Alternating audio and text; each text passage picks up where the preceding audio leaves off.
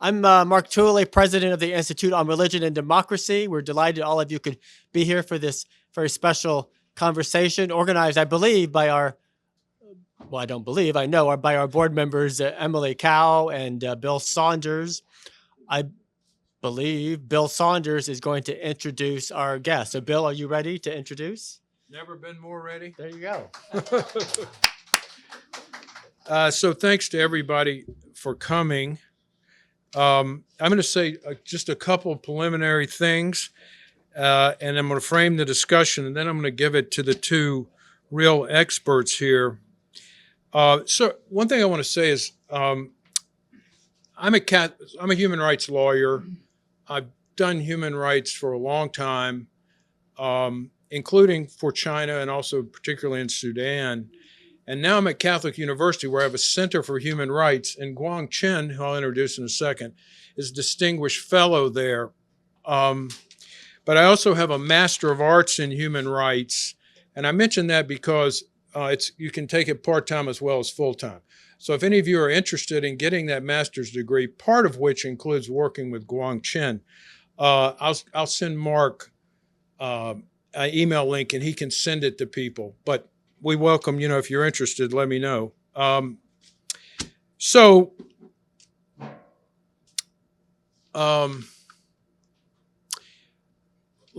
think I'll say briefly who these guys are, then I'll frame the event, and then I'll hand it over to them.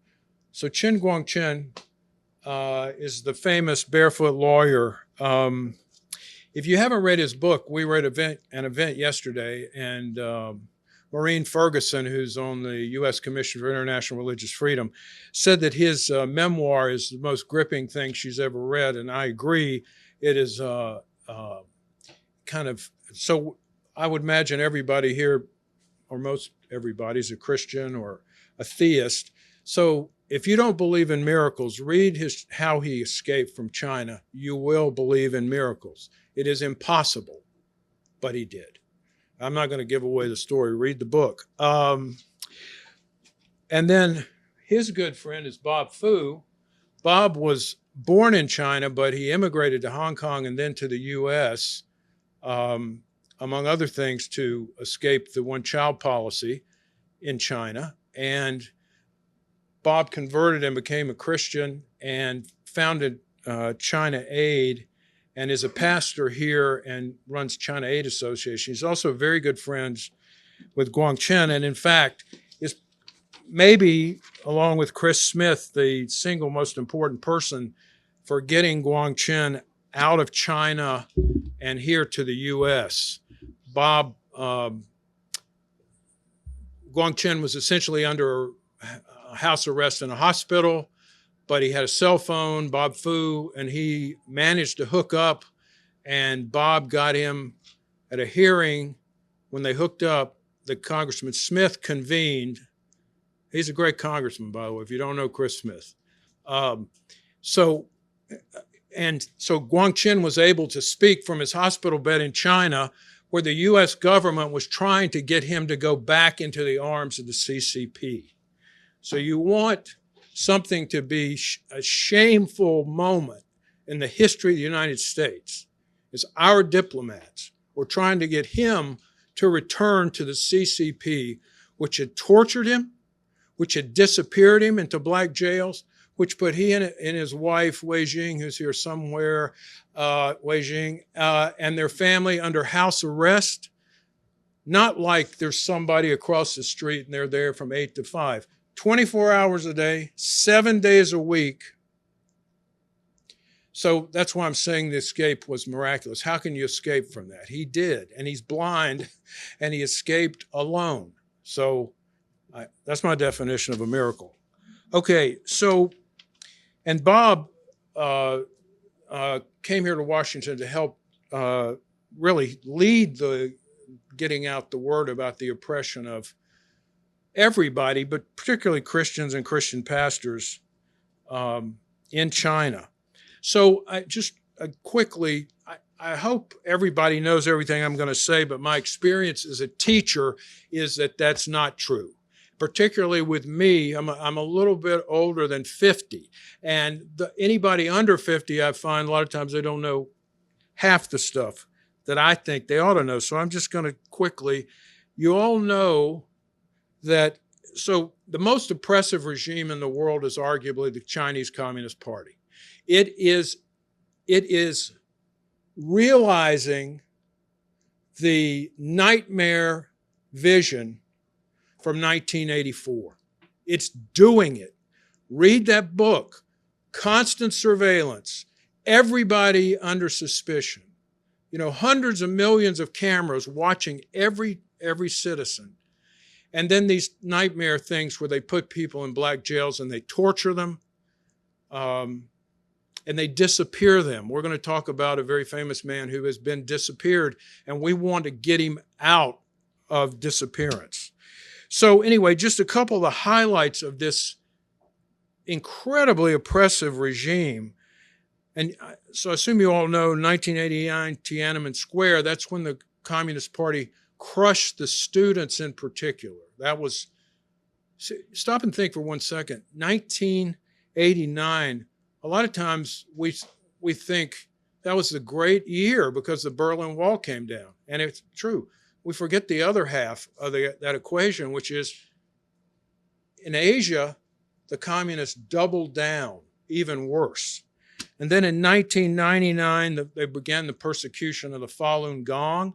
The Falun Gong are really a spiritual, whole body, mind, spirit kind of group. So they're spiritual, and they were even bigger in numbers than the Communist Party. They had more members than the Communist Party. At that point, the Communist Party had about 69 million. So they started crushing this Falun Gong, which they continue today. One thing you guys need to know is they never stop. So just because Guangcheng has got out of China, or Bob Fu got out of China, or the Falun Gong members may have come to the United States, they never stop. They're trying to crush them. Anyway, it's a vicious regime. So 1999's Falun Gong crackdown, and then 2015 is the 709 crackdown. And what happened in that crackdown was the effort to crush the lawyers. So they got the students, then they're hitting the kind of spiritual religious groups, and then they're hitting the human rights lawyers.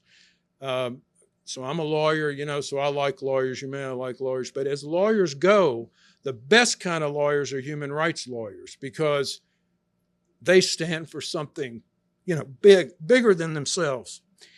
And so in China, the leading human rights lawyer was Gao Zhisheng.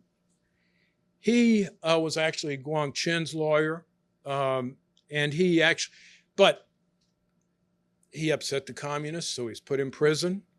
He was tortured. He got out of prison. He was kidnapped in a black jail, tortured again.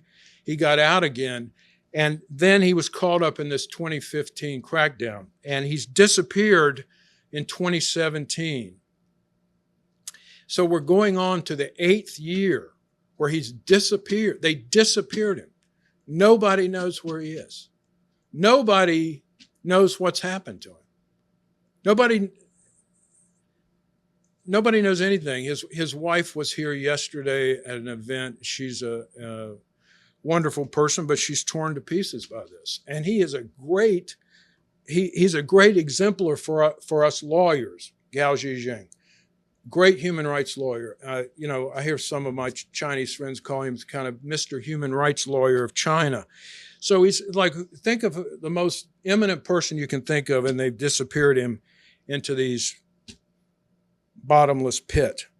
So what we want to do tonight is talk about the cost of human rights advocacy. And before I forget, I want to mention, when he was under persecution and he was being tortured, it led to him converting to Christianity. So Lawyer Gao is a devoted Christian, and you can read his book, and he talks about it. So this is a great Christian man, lawyer, human rights advocate who's disappeared under the most oppressive regime on earth. So tonight we're going to hear from Guangcheng first to talk about his experiences both in the crackdown and with Gao, and then we hear from Bob Fu. So I'm just going to turn it over to them, and I'm going to kind of stand here because after they say however much they want to say, we'll start taking questions from you guys. So Guangcheng, do you want to get up here? Do you want to stand up here? Yeah. Okay.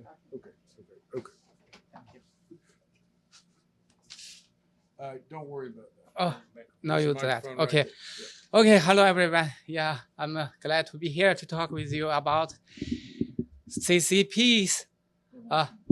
听不到吗？喂。 It's on. Okay. Yeah. We will talk about CCP's prosecution in mainland China. Bill Saunders just mentioned my good friend Gao Zhisheng. He is a human rights lawyer. He helped a lot of people in mainland China, the Christians, Falun Gong practitioner, and another petitioner. In mainland China, if you have some problem, the government try to prosecute you. It's usually very difficult to use the law to protect their rights. So they tried to go to the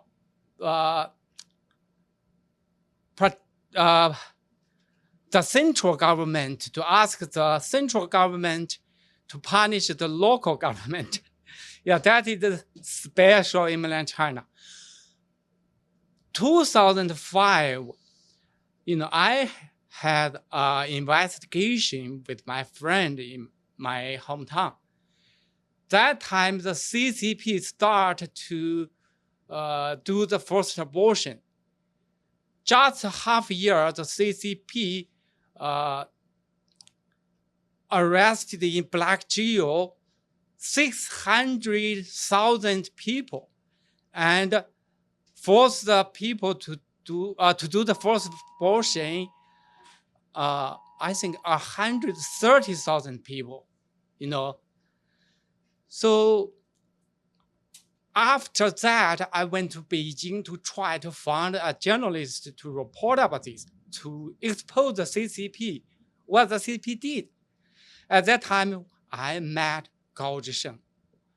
Since that time, we become a good friend. So 2005, August 11, the CCP ordered more than 60 guards surround my village and put me and my family under house arrest. I cannot go out. No one can come in to visit me. So later, the CCP kidnapped me and put me in black jail in my county. And my lawyer went to the police station to ask them where I am. They said, I don't know. But in fact, every day, 12 police in my room to watch me in the black jail. So later, the CCP tried to use the kangaroo court to sentence me in prison. So my friend Gao Zhisheng heard about this in Beijing and drive the car with his friend to Shandong province to my hometown to support me. And after that, he just, the CCP ordered the guards, beat them a lot, and took off all their t-shirts, and threw the t-shirts in the ground. Of course, they cannot visit me. After that, Gao Zhisheng went to his sister's house in Shandong province, in Dongying city. And the central government ordered the police to went to his sister's house, arrest him, brought him back in Beijing. Then he was disappeared. No one knows where he is. And later we know the CCP put him in black jail under the military basement. and tortured him more than 21 months. So because the Olympic in Beijing 2008, the CCP, because of big pressure, the CCP have to release him and let him talk on the phone with his family. But after that, the CCP sentenced him to prison again. 2014, and the CCP released him and put him under house arrest like me, And later, he used his phone to write a book, just the Saunders introduced it, and used the secret way and sent them outside the foreign country. So we help him to, help him to publish the book.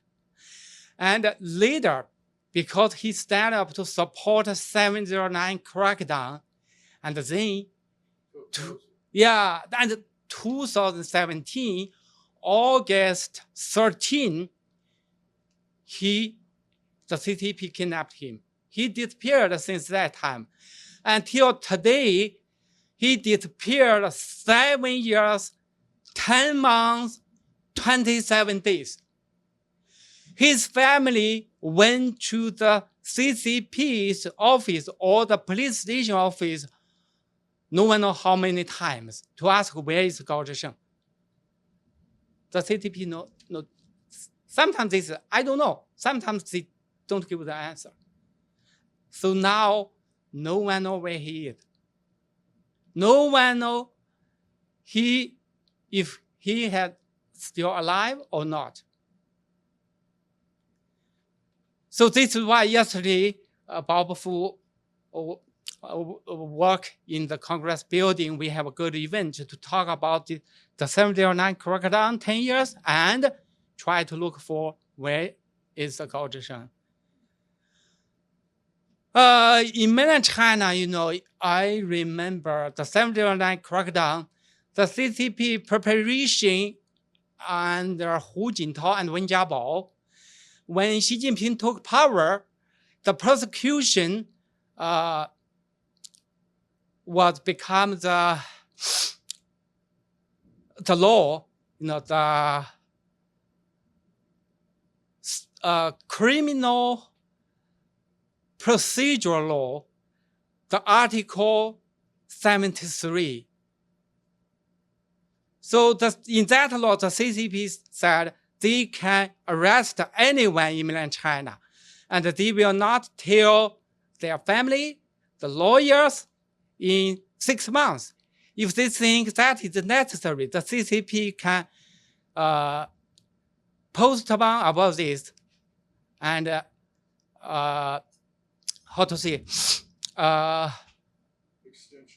extension 6 months indefinitely. So according to the logic of the CCP's evil law, the extension of the Gao Zhisheng applied over 15 times. So, I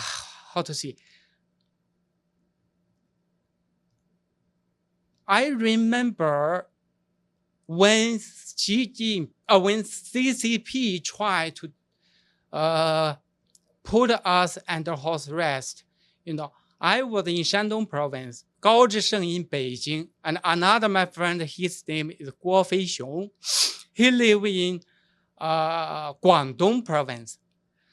The same day, almost the same day, the CCP put Gao Zhisheng house arrest.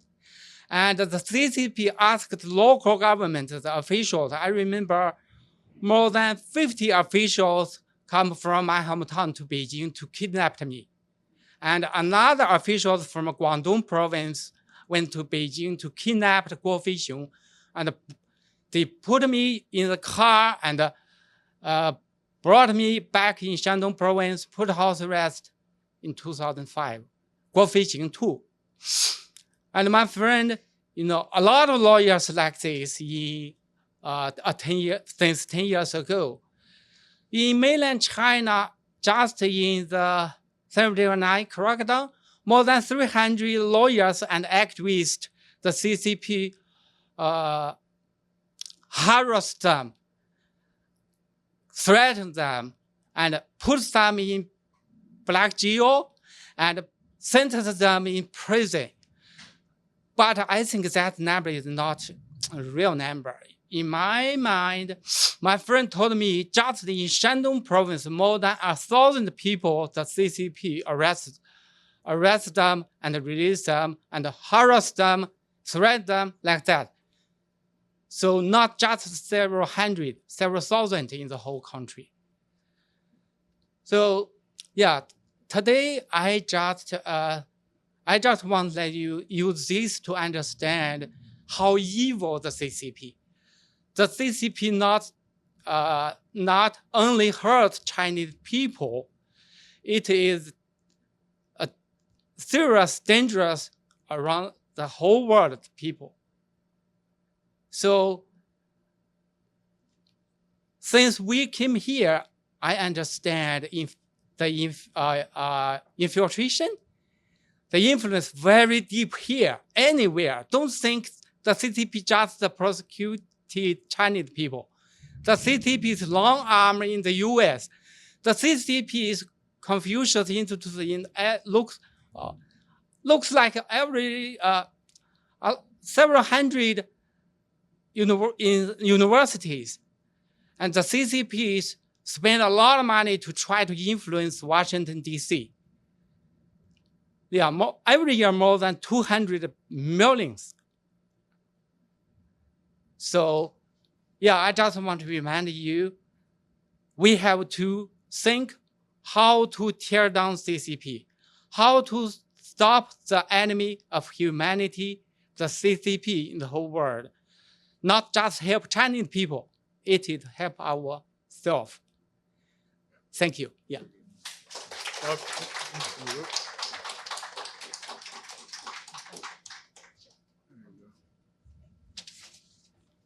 Do you want to sit there or you want to stand here? Do you want to speak from the chair or you want to speak up here? I can stand up. Yeah. So, thank you, Guangcheng. I want to especially thank the Institute for Religion Democracy, for Sarah and Mark and Emily and Professor Bill Saunders for organizing this. And I'm also very grateful for my good friend, our dear sister, Faith McDonald, for all these years, tireless fight for freedom, for the enslaved Sudanese and North Koreans and many others, of course, the Chinese. Thank you for coming for this evening. I just maybe quickly make 2 points so we can do question and answer. I think we already, through Guangcheng's own personal testimony and experience, and what he has shared about what had happened to Gao Zhisheng and his family, the kind of evil nature of the Chinese Communist Party should not be questioned in any way. So number one, I want to emphasize we talk about the cost for freedom, and especially the human cost. Yesterday, Gao Zhisheng's wife shared in Congress in our conference. Already, in the past 8 years, just 3 lives within Gao Zhisheng's family were lost. And Gao Zhisheng's sister has cancer, but needs to get cancer medication. And even after Gao Zhisheng has been kidnapped, being under enforced disappearance, they would not cease the persecution against his own family, including his sister. The state security agents prevent her from even going to pick up her medication for her cancer, and she terminated her own life. And it's just 3 lives. And how many more lives before the world collectively to see no more? The CCP, at least the minimum, should be made accountable to give the whole world a simple answer, a very simple answer. It's really hard to even to hear what Gao Zhisheng's wife has requested, pleading to the international community, pleading from Obama administration, of course, Trump, to Biden, and now the second Trump term, said, the free world, can we ask the CCP simply give us answer? Where is my husband? Where is the father of my children? Is he still alive or dead? If he's still alive, could he make a phone call to one of his family members who are still living? I think this touched the bottom line of humanity, right? So that's the human cost.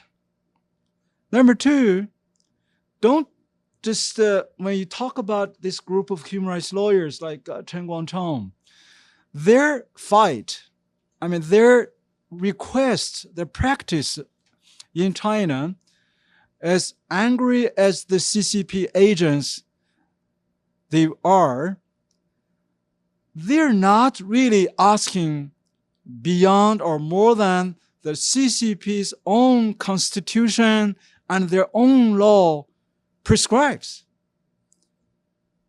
They're not like even mockingbird lawyers in the US to smuggle slaves, so they're not like breaking any, at least the letter of the law code.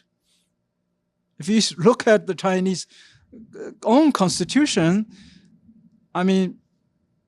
if you omit the first paragraph, the preamble, because they said it's still a CCP-controlled country under the constitution, everything prescribed under the constitution on the guaranteed of freedom of speech, freedom of religion, freedom of assembly, all the basic freedom is very similar to our First Amendments.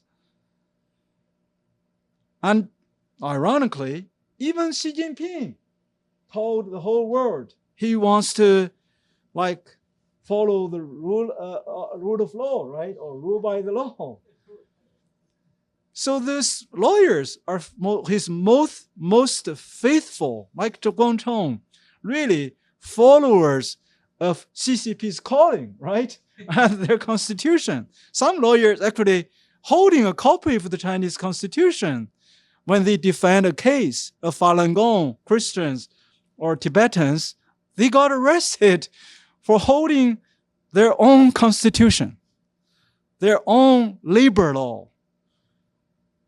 So I just, they're not like, they're engaging collective civil disobedience or try to breaking the law. Many of the lawyers, they basically said, we are just like little ants. Remember our good friend, Dr. Li Baiguang, right? Yes.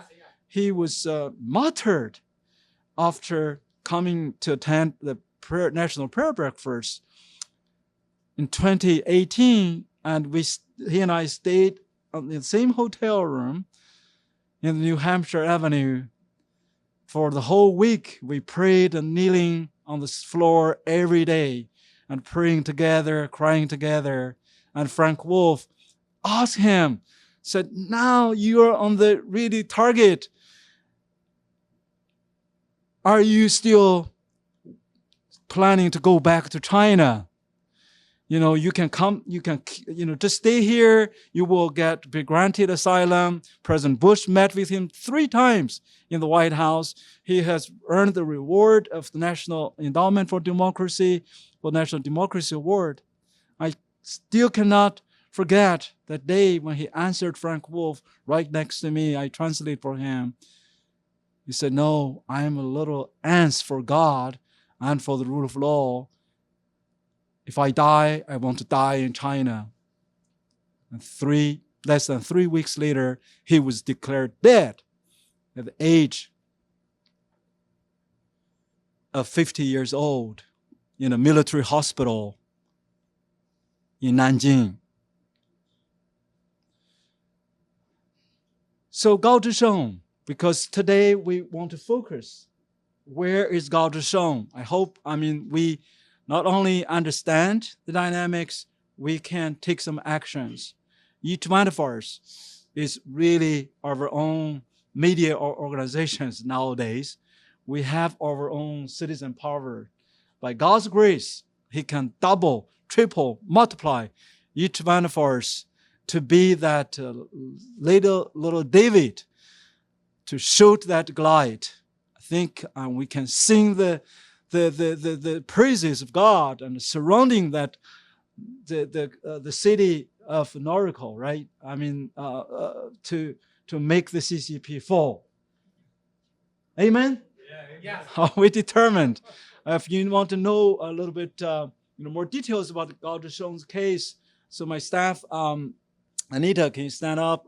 She has put a one-page flyer and with some action items, but I'm sure we're going to discuss as well. But once again, thank you for coming. Thank you for having us tonight. And thank you, Mark, for hosting this. Really appreciate it. Yeah, thank you.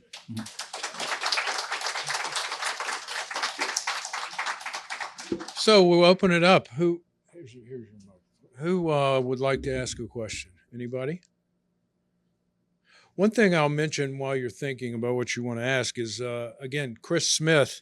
I just got an email about this. Bob probably knows about it. Chris mentioned it yesterday, but he has an act that he's bringing out called essentially Free Gao Zhisheng Act, and but it's not just him, but it is him, and it would require the U.S. government, the State Department, to take action in response to the plight of these lawyers, in particular, I think, who have been crushed. I mean, like Bob was saying, and Guangcheng says all the time, he always says democracy, human rights, and the rule of law. Those 3 things are essential to a free society. The rule of law means everybody is subject to the same law, whether you're, Chinese or American or, man or woman, or rich as rich can be or as poor can be. So the great irony is that the human rights lawyers, as Bob was saying, they were simply trying to get the Communist Party to abide by the public law that it says it abides by. That's all they were doing. They weren't setting fires like civil.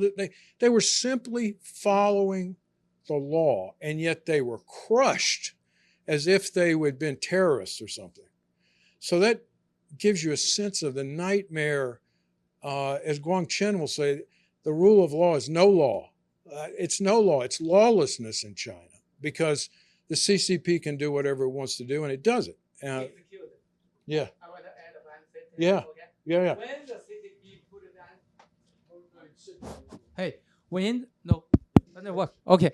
when the CCP put me and my family under house arrest, I told a lot to the CCP's official. I said, okay, that is illegal. The CCP's secretary said, illegal? I said, yes, you are against the law. Who gave you the right to do this?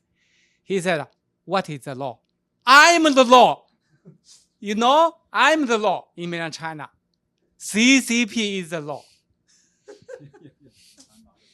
Yeah, you know, Anita, why don't you bring me one of those things with the suggested things to do? Because I think so again, you got a question we want to answer, but I think the most important thing is that you come out of here convinced of the justice of doing something to help these folks. So, well, as you say, you've got this one pager here. It's got all kinds of, yeah.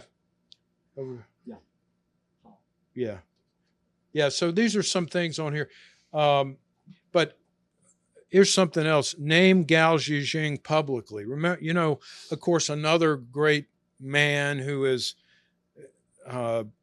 you know, being abused by the communist China's courts is Jimmy Lai. So, you know, a lot of people have said when whatever negotiations you go into with the Communist Party, mention Jimmy Lai, mention Gao Zhisheng.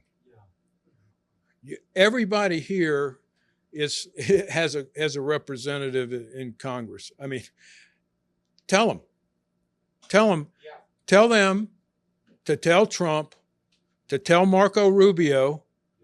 You know, he's a good man who cares about these things. He's a Secretary of State. Of course, so he's different jobs, lots of pressures. The thing that helps people do good things is when they can say people are requesting, demanding I do these things. You are there, you help them to do the right thing. It's a partnership. So like Bob was saying, get the name out there. You name it. You know, if you have a podcast or you, do things on social media, mention him. And you'll get the details here. So I realize some of you probably hadn't heard his name before, but he really is emblematic of the lawyers who have been oppressed in China and really true human rights lawyers. I think when he went to see Guangcheng, he was around the world when Guangcheng was in prison, people were wearing sunglasses, and people had T-shirts with his picture on them. So I think he was, yeah. So I think he was referring to that. That when they beat them up, they beat up the lawyers. Badly beat them up. Like thugs. Guangcheng will use the word thugs. Thugs is the word. Thug. We think a thug is kind of a rough kind of person that's punching you. That's what it is. That's the level of they're brute. It's brutish. So there's a whole bunch of other things here on the list. Like I said, Congressman Chris Smith has this new bill, which I don't think it's been introduced, but it's just about to be introduced. I'll just read a couple. Name Gao Zhisheng publicly, urge China to disclose his location, demand restoration of his law license, demand China to end enforced disappearance, and comply with various international treaties which they have ratified. Impose the Magnitsky sanctions on individuals implicated in his disappearance. There's an international law that if you can identify, there's a law here that if you can identify people who violate international law and human rights, you can impose sanctions on them. That's the Magnitsky sanctions. Integrate his case in the State Department country reports. That's one of the things. Get the country reports from State Department. Shine a light. Reintroduce bipartisan resolutions. Now, these are congressional things, but like I said, you do have a representative, and really,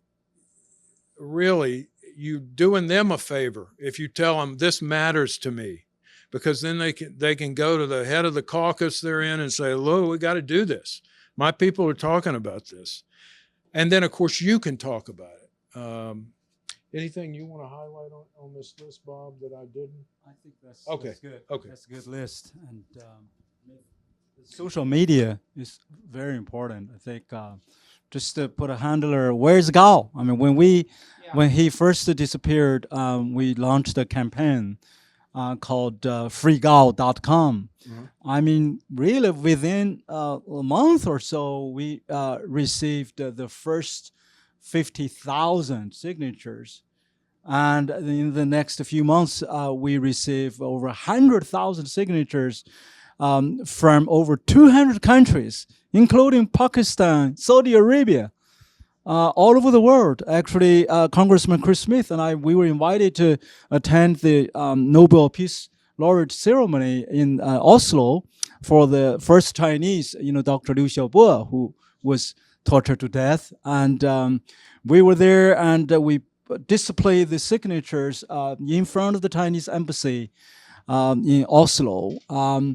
So he is already very well known. But I think to make another point is, this CCP, despite of their claim, they have 100 million party members, nuclear weapon, one of the 5, UN security member, or all this military might, and they are very weak, actually, really very weak. And if any country who is strong enough would not jail a blind man and making a fake trial and charging him like disturbing or blocking the public traffic or something, right? Yeah. 5 years imprisonment, and anybody who's really strong would not feed like 20 yellow medical mysterious pills to those 709 arrested lawyers. Many of them were mentally impaired. Yeah. And some, as soon as they were released, they went insane. So that's not really a show of strength, right? Yeah, that kind of, shows how they realized how tenuous their control and power is, even though they're vicious. Their viciousness, they're desperate to hold on to power. At least Guangcheng tells me that, they really are, they're really tottering. The real estate market's in trouble. The stock market, the economy is in trouble in China. The young people, lots of people are angry. A lot of government workers haven't been paid for months and months and months. There's all kinds of things going on. So now's the time you can push, you can do your part, you can do your little push to bring this thing down and get people like Gao out. Again, if we get Gao out, then that helps the students, that were crushed. It helps the religious people. They crush everything from Falun Gong, the Christians, the Uyghurs, the Tibetans, because any religious person has a higher authority they answer to than the Communist Party. So they're threatened by that. So all this, I don't want you to feel overwhelmed. I believe that anything you do will make a difference. And you don't have to do more than one little thing. Can I add one more item, since you're a good lawyer? Good lawyers all the good lawyers are here. Okay, so Sean is here representing how many lawyers within ADF? 1,000, 1,000 lawyers. Well, they must be good lawyers, yeah, under your leadership. I think, the lawyers also is very unique in your profession. First of all, Gao Zhisheng is your comrade. Is your fellow professional. Mm-hmm. Yeah, and the comrade. And I think I remember that in 2000, after he served his term in 2000, basically 5 years, 3 years plus 5 years deprivation. So 8 years plus another 2 years, so maybe 10 years the first time. And serving prison in the Gobi Desert. The family and their member has never been allowed to visit. And then he was released and under house arrest. But guess what? Even under restricted house arrest, about full. From West Texas in the desert, we are able to smuggle in several iPads and into his cave. And he doesn't know how to operate an iPad. So he just know how to write basically handwritten notes and took a picture. Then we smuggled some phones, and he just sent these pictures out. So we organized a group of university students. I mean, these Chinese students, outside his house, we rented a secret house for these students, work full time. Basically, type before the CCP can find. We just, afraid that if they find, they would confiscate his manuscript. So we just type them out and then transmit to West Texas. So we got his manuscript, and we worked with the ABA. So that's a great move by the ABA. And we translate the English version. I made a deal with ABA. By the way, ABA rewarded him as the Courage Award for the ABA annual American lawyers. Bar Association. Yeah, American Bar Association, and published. So it's still, in the Amazon. So in English version of his experience, howling experience of his the 10 years. And of course, for that, he knew, because that might be the time. And after we even get a group of Associated Press reporters smuggled in and had that major breaking story interview, and then he was disappeared. So that means, this man, being under house arrest in a cave, and they're still scared that handwriting.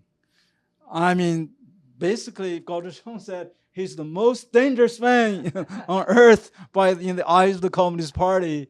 And in his book, he said, I already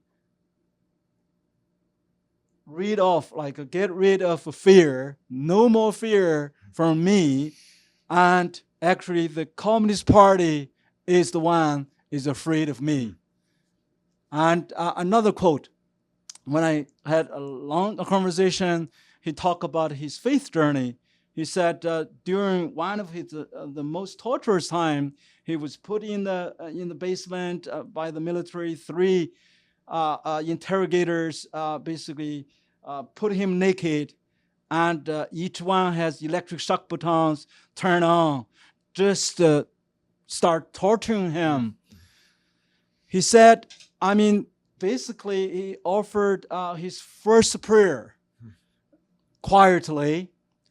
And while these guys, was torturing him, wet with sweat, and he said, suddenly, there is a supernatural experience. He felt he can smell the burning of his skins, and not a single bit of pain can be felt, he said. No more pain. To the point, he said, he fell asleep right on the ground and start snoring.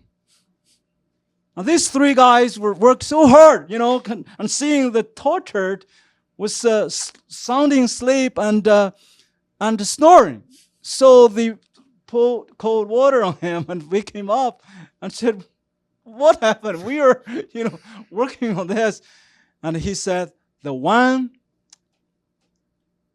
inside me is more mighty or mightier. What's it's from this, right. Stronger. Yeah, it's more powerful, stronger than what you have. So he did not know that scripture, actually. And he quoted that supernaturally. So, that also a miracle, right? Yeah, that's another testimony I want to share. Yeah. CCP is the devil. Yeah, so the devil is very afraid of God, Did you want to say something, Guangcheng, before? I can tell you more about the CCP's prosecution. If the CCP decided to prosecute who, the CCP will use enemy to give their families trouble. If the CCP, for example, put Gao Zhisheng in jail, that they will try to stop his wife to find any job. they will try to stop his children to go to school. They will try, if the company give his wife a job, the CCP will call the boss, okay, stop to give her a job. If the school let their students study there, they will get a call from CCP's office. They have to kick them out. So even you rent a house to live, the CCP will call the landlord Yeah. to stop the contract. Yeah, this is the CCP doing in mainland China to the activists, human rights lawyers. And if you continue to expose CCP's evil thing, or if you continue to tell the whole world the truth, the CCP will put you in jail again. Now, a lot of human rights lawyers in prison too, like Ding Jiaxi, like my friend Ding Jiaxi, Xu Zhiyong, and Yu Wensheng, a lot of. Yeah, so now if we cannot find Gao Zhisheng, even after the CCP released them, the CCP will put them in under house arrest too, even in the black jail too. So we have to work hard to change the situation. I believe the U.S. have a lot of card if the U.S. government really want to do that. So we have the handle. We can call the representative. We can write a letter to them. We can write even one sentence on our social media to give them pressure. When I was released from prison, I got a lot of letters from the Western country. Sometimes they just write one sentence to support me. That is very, very powerful, very, very, very useful. So I think we should continue to use that way to support Gao Zhisheng and another human rights lawyers. Thank you. Yeah, I add that is the lawyers. I mean, if 1,000 lawyer, if 10%, Yeah. just to issue a legal, like just a legal opinion based on international law on arbitrary detention, or lawyers, even just the code of conduct, whatever kind of a matches. There's some terms like basically said, I stand with Gao Zhisheng, and this is arbitrary. And for our lawyers as a professional, I think if everyone can just even on the social media at the 8th year's anniversary of forced disappearance, said, where's Gao? Where's lawyer Gao? Our fellow colleagues in China. I think that also, because you have a lot of countries represented, the Communist Party will pay attention. And I think I also noticed that actually one of the 709 lawyers, the husband wife is Bao Longjun and Wang Yi. They are one of the first groups of lawyers being kidnapped and thrown into black jail, imprisoned. Their son, Bao Mengmeng, Bao Mengmeng, can you stand up? Yeah. So he is here. Yeah. He was 15 years old when he was in that. Her parents was escorting him to the Beijing capital airport, sending him to Australia to go to college, right? And so then he was declared as a national security threat. They blocked him and arrested both of his parents, and also arrested this 15-year-old, right? Yeah, put him in jail, beat him up. Yeah, I mean, yes. And to totally separate him from his parents. I mean, this is a living witness that.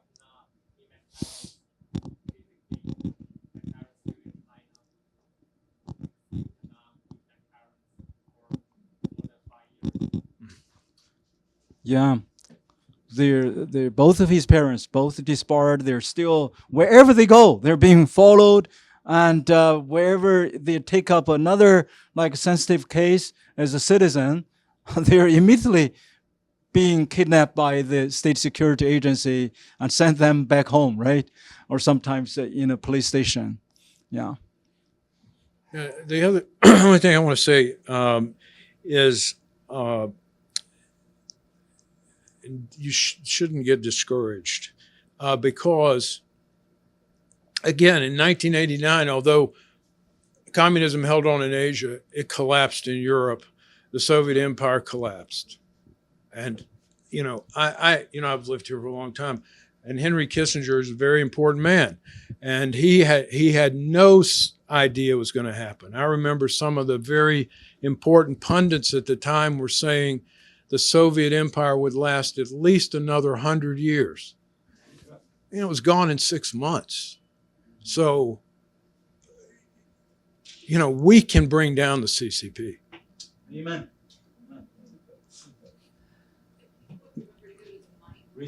Okay, yeah. Thank you. I'm very, very moving testimony from all of you here. You've mentioned Christians, the Falun Gong in particular. You also made some reference to the Muslims persecuted in Xinjiang, and of course the Dalai Lama and Tibetan Buddhists.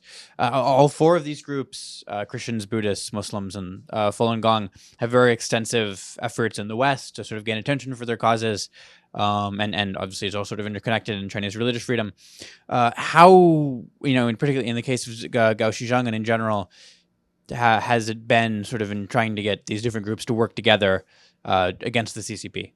And then what are sort of the relations there like? Thank you. Well, yeah, I mean, they can comment. Let me give that to Bob. They can comment, but I know one of the Guangcheng has worked closely with the Tibetan embassy here, or whatever it's called, unofficial embassy here, and so I mean, I think I don't know. I'll let them comment, but I'll let them comment. I mean, nothing's perfect, but I think generally that there's agreement that they have a common enemy that's trying to crush them all. And I will say one thing about the Falun Gong. They've been very spoken out very strongly for everybody. Go ahead, Bob, or Guangcheng. Yeah, I think we work together yet. And, Dalai Lama is my good friend. We even, I give a speech with him together in Jack. And we talk a lot about the CCP situation in mainland China. Of course, Tibetan people is very, very good, Falun Gong too. I remember when the CCP put our family under house arrest, every night, every moment, more than 80 thugs living in our village. And even in the midnight, Falun Gong practitioner very quiet to come in our village and put the flyer on the wall. In the morning when the CCP's officials come in our village, saw it on the wall, a lot of them, not just one, they are scared. They ask the police to come to clean. And, so I think Falun Gong use that way to get against CCP. So, of course, before I was a Barefoot lawyer, some Falun Gong practitioner went to my house to try to let me help them how to against CCP, because CCP tried to put them in jail. Of course, that is illegal, but no way to against the back. So I remember one couple come to my house, and they said, "Oh, the CCP arrested us 37 days and released us. Just 3 weeks later, the CCP sent a letter to my family, asking us to go to Jinan prison to sentenced us in prison 3 years. I told them, I said, that is illegal. You just ignore that, and you can come to another city to find a job, stay there. And then they come to the city and find a job there. Of course, the CCP don't know where they are. After 3 years, the case delayed. So in fact, we never stop work together to try to change the party-state system. So I hope we can work more, even everyone you sitting here today. Yeah, let's go. Yeah, just very quickly on the overseas collaboration. I think you also mentioned for the different groups. The Communist Party is one of their strategies to is try to divide the different groups by using their different belief or ideology or differences. And inside China, of course, they try to cause hatred between the Han Chinese, of course, with the Tibetans, with the Uyghurs. There are a lot of suspicion, distrust. So that's their kind of a tactic.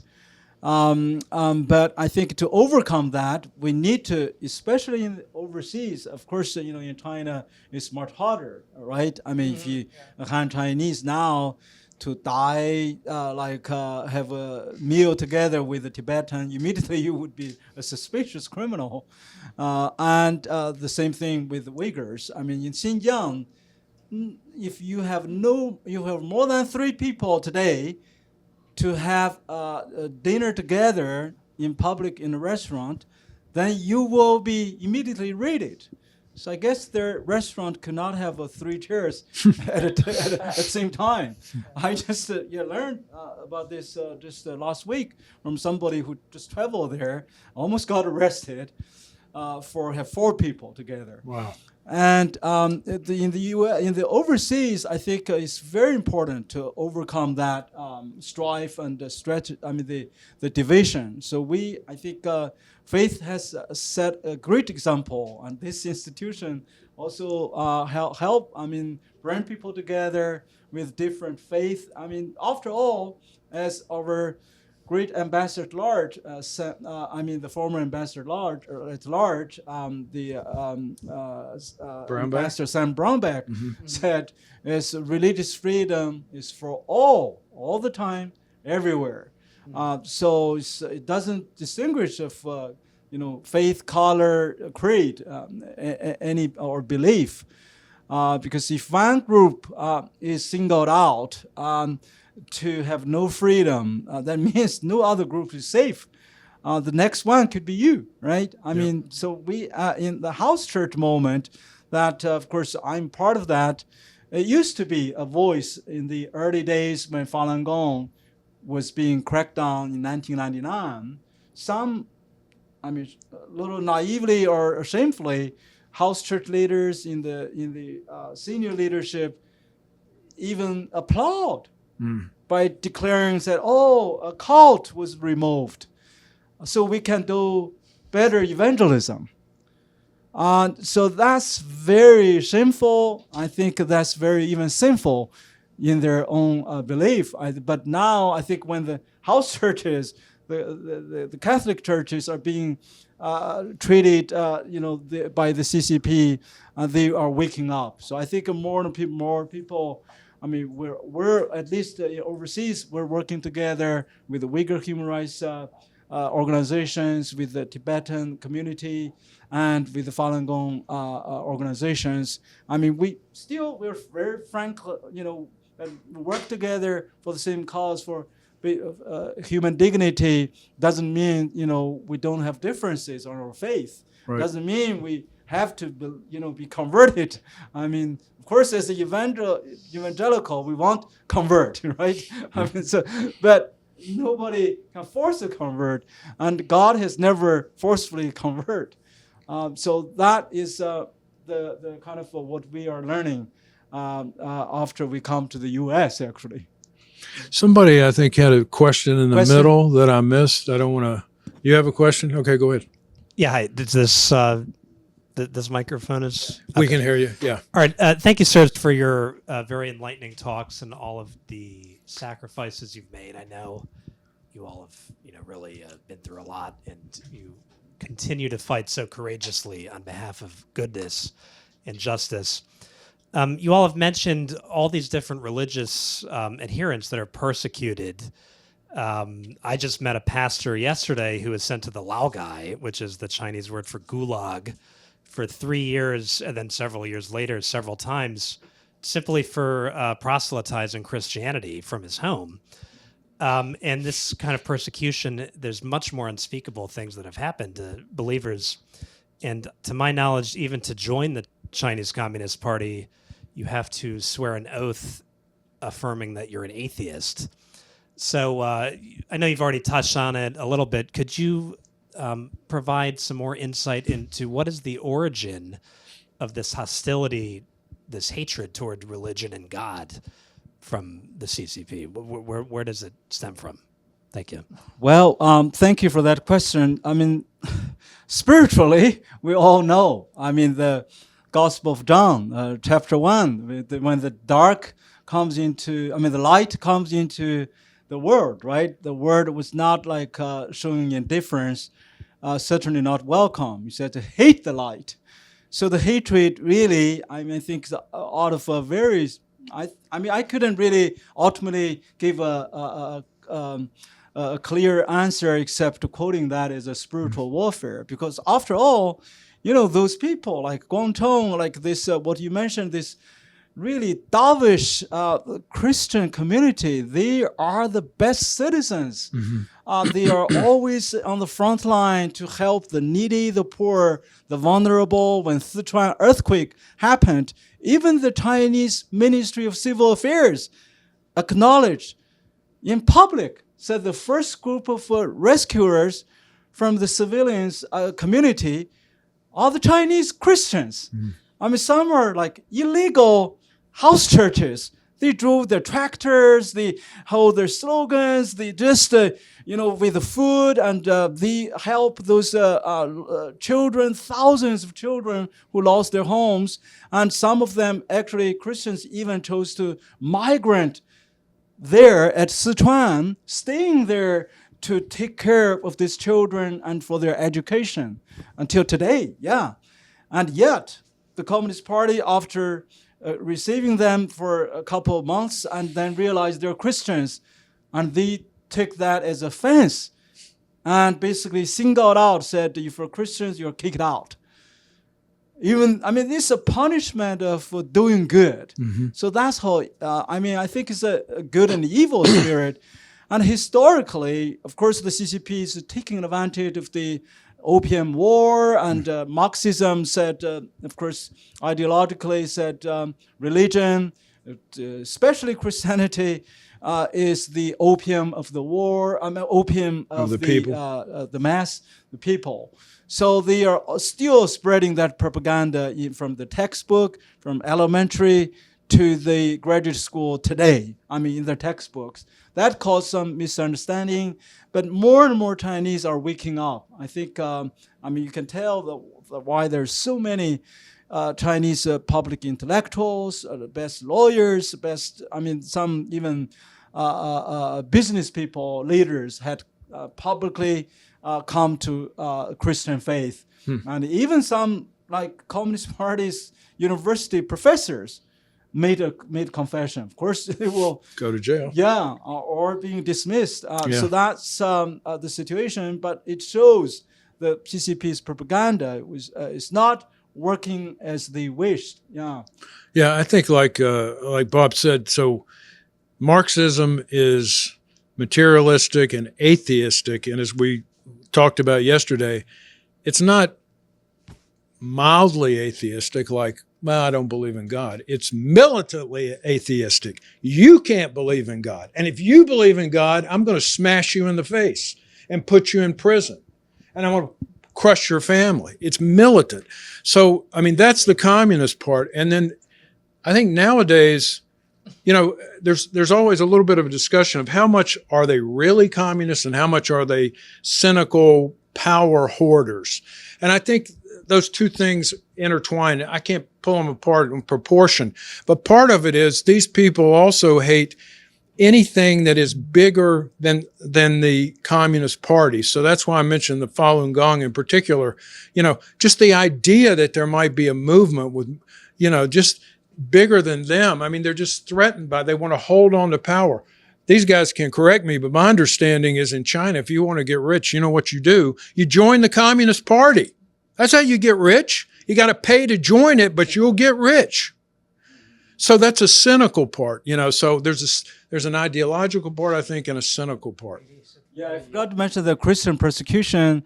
I mean, even now, to show the ridiculousness and the kind of hatred in a spiritual ways, the Communist Party basically criminalizing the tithing and offering of the church.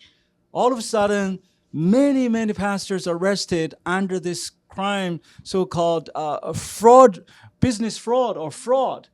And in the past 3 weeks, we documented, we have received the criminal sentence paper. At least 15 pastors received criminal sentence based on this charge. And a female pastor received 15 years. 15 years. And her husband, 9 years, another pastor, 9 years, and there's another lady from Inner Mongolia. She was charged for so-called illegal business operation for purchasing Bible from the government-sanctioned church and distribute it free of charge. She received over 4 years imprisonment. See, Sean. I was going to ask if you could go into that case, but you just went into it. See. That's what you were telling me about this a couple weeks ago. Can I go next? Yeah.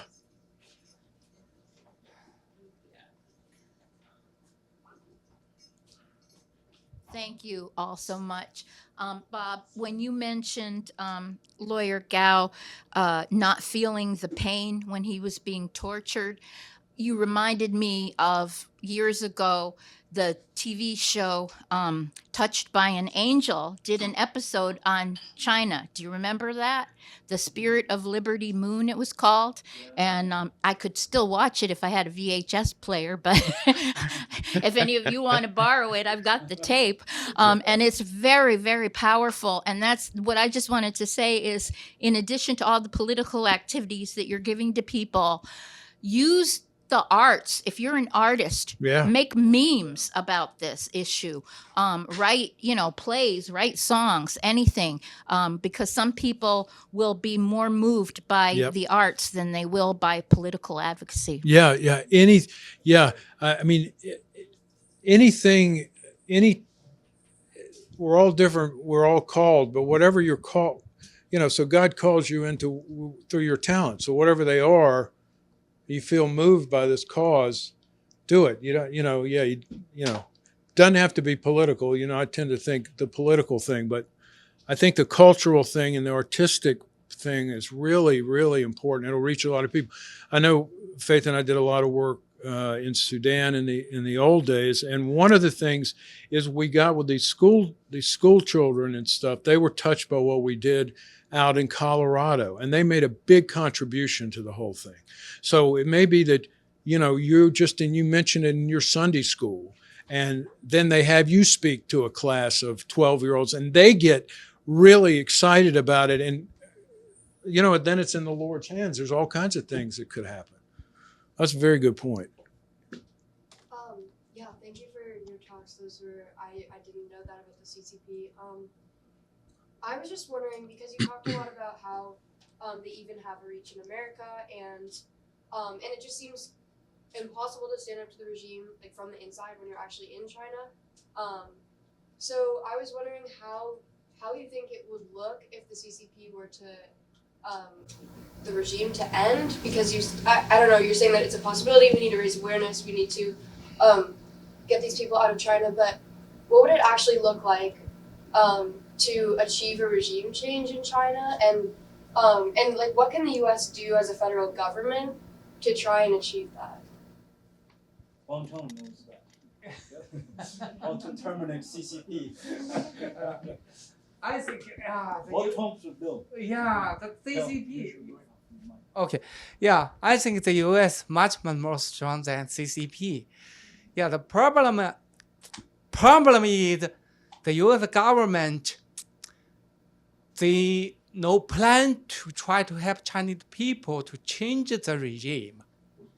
I think if the U.S. stand up with the Chinese people to support them, to give them some tool like a climate firewall, to gather the free information from foreign country, and to tear down the Great Firewall, or to, if the CCP prosecuted the activists in mainland China, they will lose the benefit from the U.S., for example, the contract, for example, the tariffs.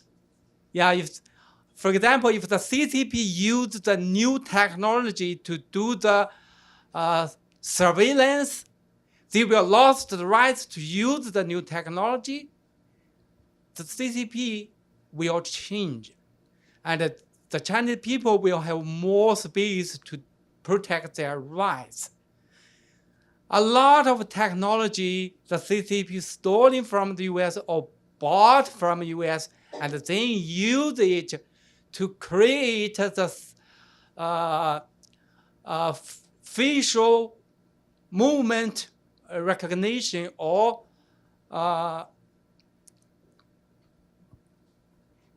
surveillance system. We call it Tianyan, sky eyes, to control the people. So, yeah, I think the U.S. should think how to use the Magnitsky to punish the CCP. They should really to do that.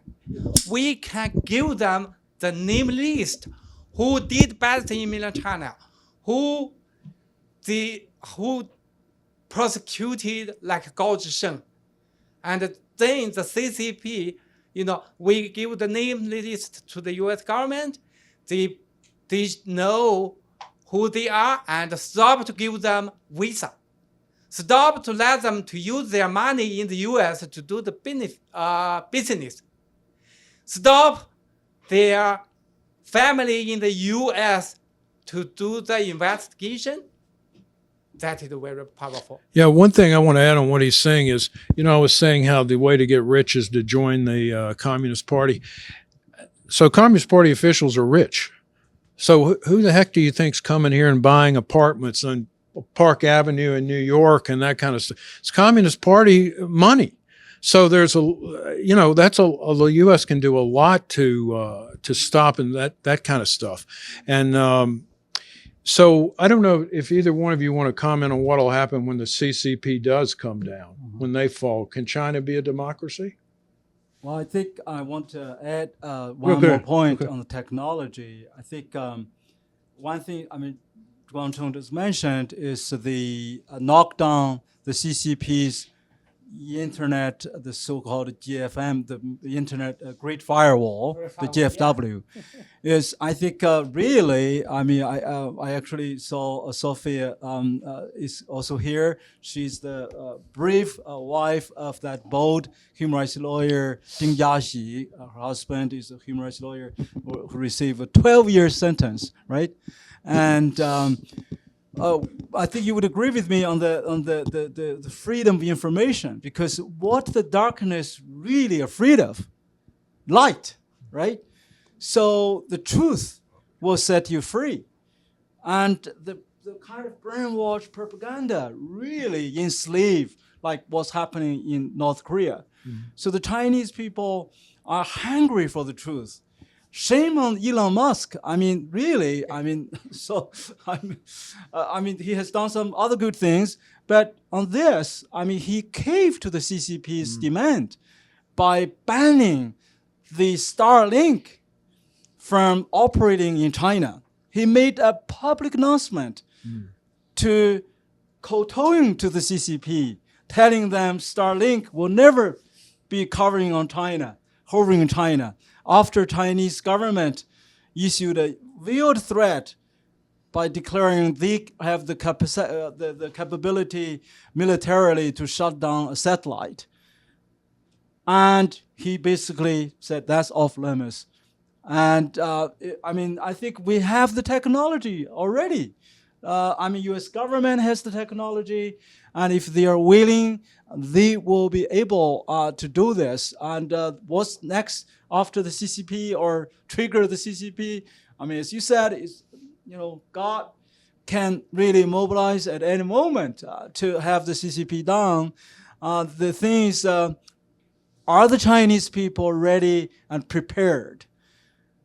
Are there any really Chinese Gorbachev, are willing or capable or willing to succeed? I would say anybody right now would be better than Xi Jinping because you couldn't really go to the much worse situation. The Tibetan people, Uyghur people, whenever I met with them, they say, "Oh, we miss Hu Jintao's time. We miss Jiang Zemin's time. They were also CCP's dictators and under brutal persecution, but compared to them, they feel that is the golden time." So that's how bad it is, and I don't know where, when, but I will see. I think it takes the Chinese civil society or some real tangible moment, and also economically, as Bill just mentioned, the Chinese, the Communist Party managed economy is really now in maybe perhaps the biggest trouble in 30 years. And every statistics, even they are now releasing, you can just cut in half, without exaggeration. They say, "Oh, we're still 6% of GDP." Maybe only 2%. Maybe some said minus 2%. Because it does not match what's happening in reality. Give you one example. Shenzhen city, used to be the pioneer, the most prosperous city in China with the biggest portion of GDP. And now the Shenzhen city's government are borrowing money to pay for the civil servants. They're in deep debt. They're about to be bankrupted. So maybe any time it could happen, but I think it needs also the pressure from the outside too. So, I mean, I couldn't give you a perfect answer, but yes, Sophie, please. Oh, so we have. Do you want him answer? Yeah. Yeah. I think my voice loud enough. But that's for the recording. So if you would speak there, Oh, okay. yeah. Thank you. Sorry. Thank you, Guangcheng. Also mentioned my husband, Ding Jiaxi. He is currently in China for sentenced 12 years just because he went to this kind of gathering in Xiamen. So what I want to say is I fighted for him for 12 years. I grown up from an engineer, do not know religion, do not know politics. After 12 years fighting, right now I am a pious Christian, and I am a full-time human rights defender. What I want to say here, since this is the Institute on Religion and Democracy, according to my own experience, I sincerely hope that more people can evangelize to Chinese, because Chinese Communist Party, they destroyed all the religion in China and then make people blank in their mind. Then they put into the communism by all kinds of mechanism of brainwash. Right now, China really need religion, need Christian. I myself, I'm not very good at that because I am still learning. I was baptized December 17, 2023.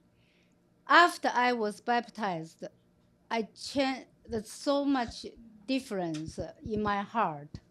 because I fight for my husband right now. It's not only for myself, it's for democracy, for the freedom of Chinese people. As we just talked about, so much freedom of information, freedom of thinking. Really, in China, need freedom of religion, belief, and freedom of speech. Right now, I am fighting for one thing, to send a Bible to the prison of my husband because he is not a Christian yet.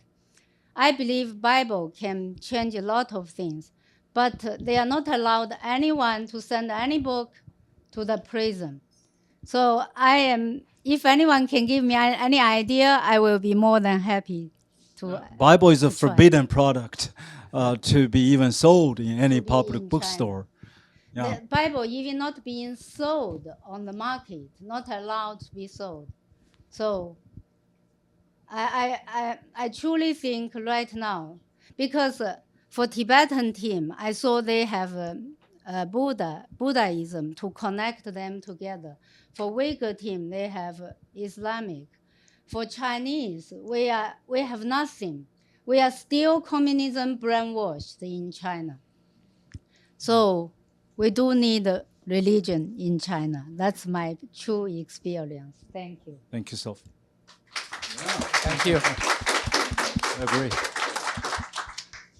Thank you so much for your talk and your advocacy. I just had a follow-up question related to the atheistic identity of the Communist Party in China. And that, if you look at Chinese history, it may seem kind of odd or peculiar that that would be the case because, it almost might seem anti-Chinese that it would be anti-religious or anti-theistic. And just to take one quick example from the Analects of Confucius, Confucius is invoked by the leader of China now, and he seemed to demonstrate in the Analects significant trust in heaven and in providence. He says at one point when his life is being threatened by an official, "What can Huang Ti do to me? Heaven has given me this power, this virtue." So in light of that sort of history and background, I wonder if there's a way to sort of re-educate the Communist Party in China, and arguably to be Confucian or Chinese, to be a follower of Confucius, you would be someone who trusted in providence, or at the least you wouldn't, forbid that. So I wonder if there's a way to sort of re-educate the Communist Party. Well, one thing I would say, I don't know about the Communist Party, and I think it's because just they are a foreign import. I think that's fair. I understand from Guangcheng, he talks about traditional Chinese culture and traditional Chinese religion, and what the Communist Party is trying to do is, the Communist Party is anti-Chinese history and culture and tradition. It's when they came in that the Tibetans and the Uyghurs and really started getting crushed. But I think you're right. They can disagree with me or add their own thoughts, but I think you're right to try to. The Chinese people need to understand that the Communist Party is not Chinese. It's not a fair representation of China or its history or its culture, or I would say its future. So it is inconsistent with their history. And I don't know that you can convince the Communist Party members of it, but I think you can convince the Chinese people. I don't know if you have any thoughts. The Communist Party itself, you mentioned it's a militant communism. It's they're full of contradiction. They're recently announcing they want to control the reincarnation of Dalai Lama. So if a true atheist, do you believe reincarnation, right? You're materialistic, right? So they want to control the reincarnation process. And so the one thing I can add up also to your question about how I was thinking about this, that China will become a post-communist democratic country, is exactly echoing what Sophia said. that there is a book called Jesus in Beijing, was written by our mutual friend, Dr. David Aikman, who was the bureau chief of Time magazine during the Tiananmen Square. So he wrote this book called Jesus in Beijing. By the way, it's still in Amazon. I mean, he have several editions already. And according, his interview in China he has done, and he find, of course, he's a historian compared to the experience in the transitional experience from authoritarianism to democracy in Singapore, South Korea, and to the extent to Taiwan or even Hong Kong. He said if in these countries the Christian population has grown to reach to 20 to 30%, then he called it a Christianized nation will come, and naturally democracy will follow basically hand in hand. So that's his thesis. I kind of used that premises, wrote my PhD dissertation called "The Politics of Inclusive Pluralism." That's what I wrote, and based on that. And Bill said he disagreed, or at least have some new thoughts about that. No, I don't disagree. No, I don't disagree. Somebody else, sorry. Or somebody else from the Patrick Henry College, because where David used to teach over there. But so to Sophie's point, really, because Dr. Aikman found from purely empirical research in these countries that once the number reached 20%, Christians in their own faith convicted the mandate, the so-called cultural mandate, eventually will occupy most of the leadership posts in the civil servant. So then it will transform the society, political culture, legal culture, essentially the democracy, and especially a constitutional democracy will come. So that's what he found, because these countries like South Korea in 1980 was still a military dictatorship. After 88 Olympics, they have the first democratic free election and elected the elder of a church as the president. And so there are a lot of examples. But according to Purdue University's estimate, they said by 2030, the number of Chinese Christians will reach to 224 million. So that's 5 years, 224 million. So that's about some 20%. So Xi Jinping cannot wait, I think. Maybe no time to wait. We'll need to pray, of course, for that time. Yeah, that's the other thing. Just, Faith pointed out that we need to think about the culture and do our thing in the culture on the internet, politically, obviously pray. You also, that's a big deal. We all know it is, but it is. And if all you can do is pray, do it. You have friends, or you're in a prayer circle, or you get your church if that's great. Just, do something. Mark? Bill, this has been wonderful, but we need to wrap up in the next couple of minutes. So, thank you guys for coming. Thank you. Thank you, everyone. Thank you.